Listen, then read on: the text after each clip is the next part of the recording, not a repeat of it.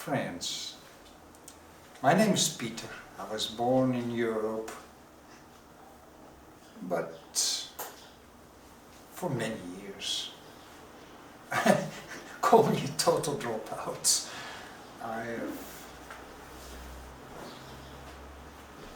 Living here in Brazil, I have left this whole consumer society far behind, living a simple life. But some time ago, started to have a look around in the computer. In fact, I entered the computer to study, but having a look around to what's going on in the world, and obviously, as you all most probably know, there's only one thing going on: the end of the dollar as world reserve currency. All wars, conflicts, regime changes are related to it. So there is this talk about a new world order. Now, if we want to change things, we need to have a clear understanding of this present world order.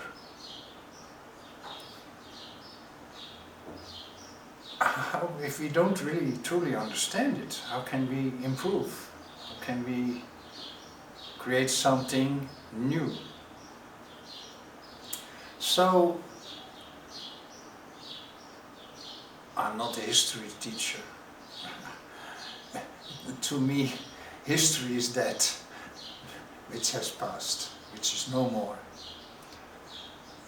But anyway, to understand a little bit of history, I want to share with you how this present world order was created, so we can have a clearer understanding of what is going on now.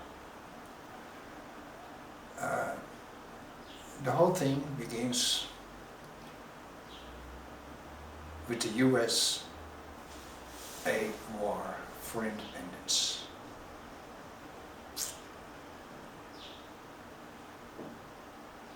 Which, by the way, America won the war of independence because of the Russian Tsar, who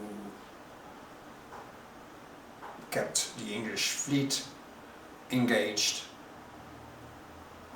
preventing the fresh troops to arrive at the scene. Little known fact, but look it up. First thing they did, creating a sovereign United States central bank. This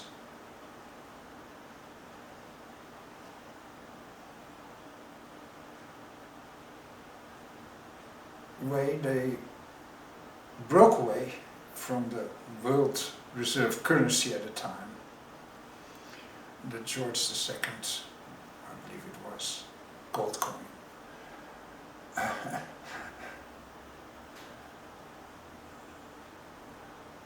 At that moment, in public, Nathaniel Rothschild spoke out clearly: if these Americans are going to print their own money, it will be the end of our empire. So it is. Was. So another way had to be found, because the USA won, and first thing Lincoln did was creating, when he got to power, creating the sovereign United States central bank, Federal Reserve.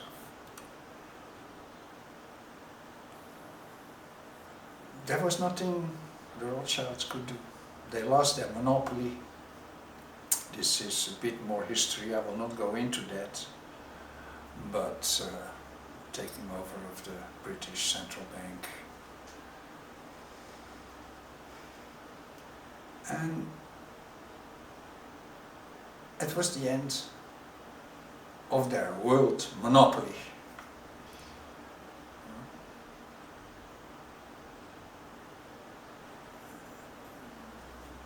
Then, plan B. First, Nathaniel sending his old former schoolmate J.P. Morgan to the United States to create a banking empire which could rival the Rockefellers.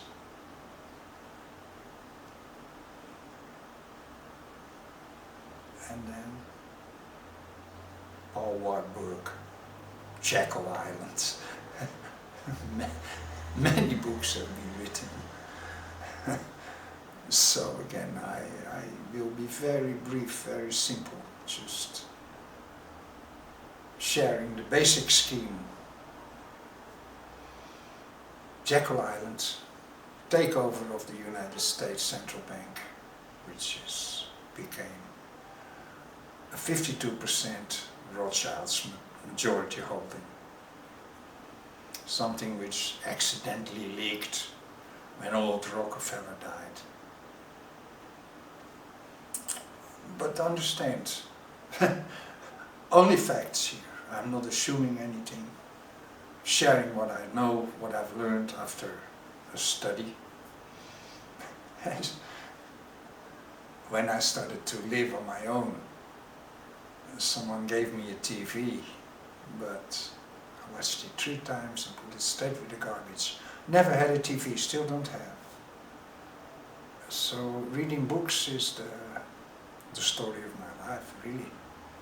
And for a reason I cannot really explain, I started to be interested, but everything which was published on the notorious dynasty, everything. So I have this, I read a few books, so be sure nothing I say was invented by me. I'm not into theories, I'm a very practical man. I don't believe in theories, facts. The basic principle of what was called the Fed Act, Jekyll Island Fed Act, was to gain control over the world's monetary, to replace the George II gold coin with the dollar. Second, suck as much gold, physical gold, away from the United States. The United States owns 60% of the entire world's gold reserves due to the gold rush. And the American government asking its people to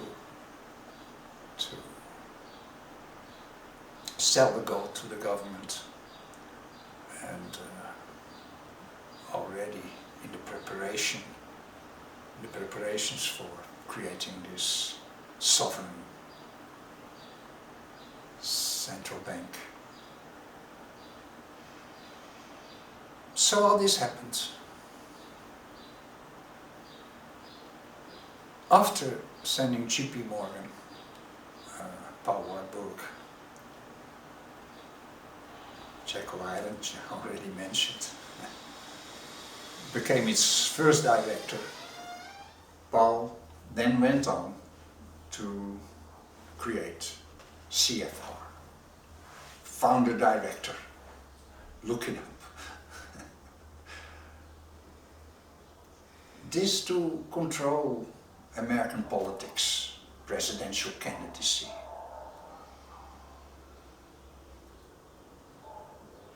This is how far American democracy goes, completely controlled.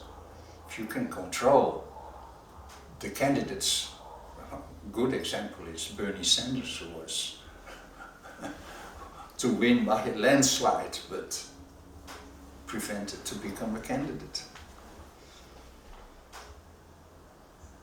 They did not really succeed.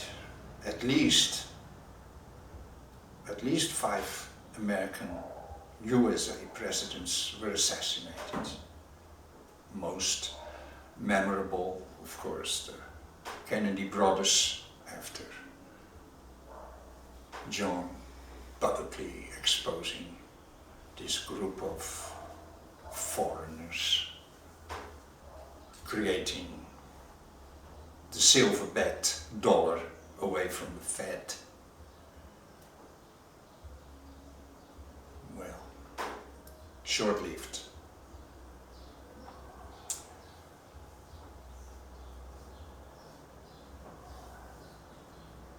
So here we are.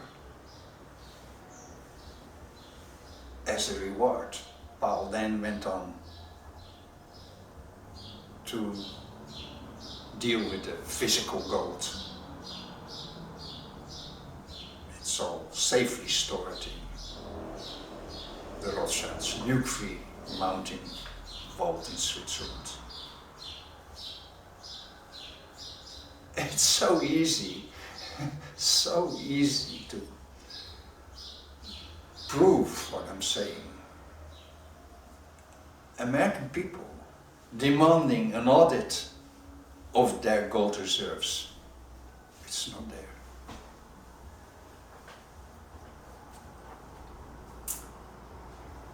All I'm saying will become crystal clear.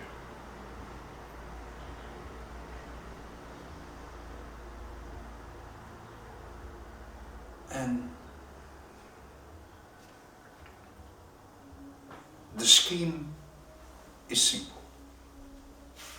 First, privatization, putting the resources of an entire country in the hands of a few people, Wall Street, the city crowd.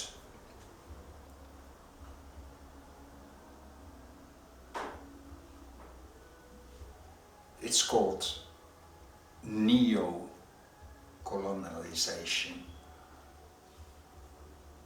Words we use all the time. So people just don't seem to understand what they mean, truly. Instead of owning the country, for say,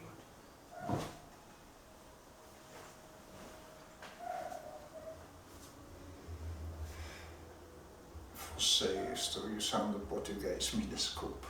You own the richest of the country. And then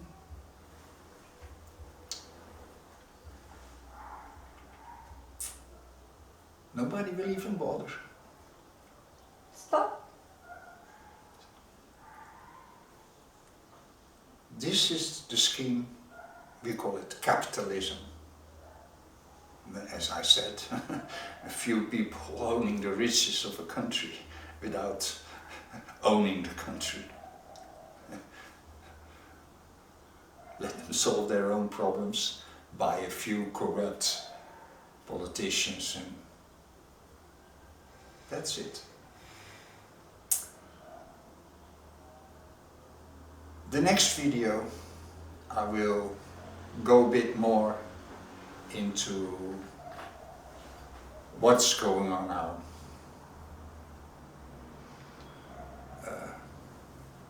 The creation of ICBC, AIIB, and for now, Namaste. I wish you the very best.